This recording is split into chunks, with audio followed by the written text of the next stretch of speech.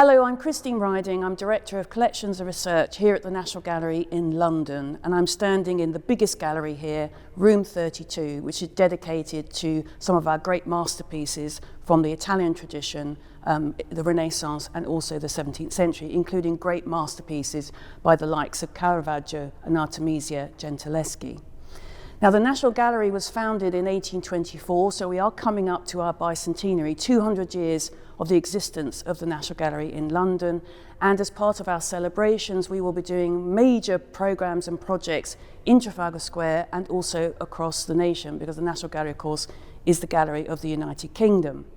But we're also working internationally, and indeed the work that we're doing at Trafalgar Square with the closure of some of our galleries means that we actually have an opportunity to tour a wonderful collection of our paintings, 52 works of art, to Asia with partners in Shanghai, China, and also Seoul in South Korea, as well as Hong Kong. So the final work I've chosen is by Claude Monet of Irises, which was painted in about 1914 to 1917, so during the First World War. Now, Monet was absolutely the top of his game. He was an artist in his 70s and had been a major figure in European painting in the second half of the 19th century. But this work of art is not just a grand, large-scale evocation of nature, it's also very personal to Monet himself, because the irises and the pathway represented in this work of art actually were in his own garden at Giverny. Monet had two gardens. He had a water garden with the famous Japanese bridge, and he also had a flower garden.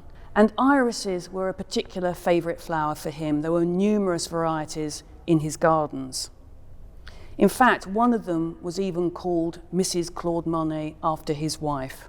So the perspective in this painting is actually quite difficult when you first look at the work of art. Are you standing on the famous Japanese bridge overlooking the water towards the irises with a path weaving its way through the centre of the painting? I think that's probably what Monet is representing. But on the other hand, you have quite a flat work of art that's really all about the process of paint. Very broad brushworks, bright purples, greens and blues, really loosely handled. So Monet had been painting from the 1860s, so in fact this is a very late work of art from the first part of the 20th century.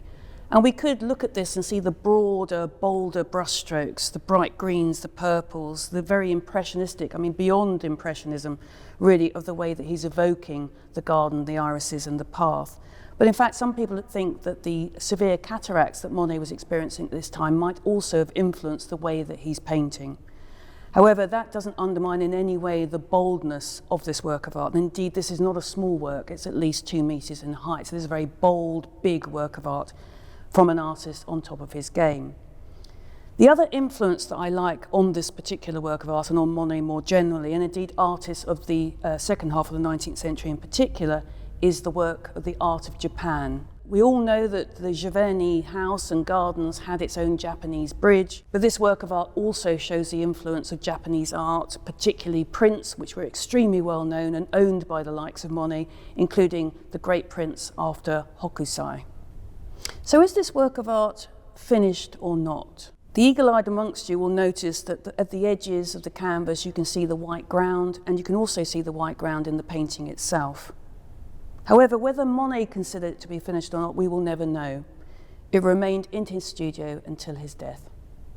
Thank you for listening. I hope you enjoyed hearing a little bit more about the National Gallery and that you get to see this wonderful touring exhibition.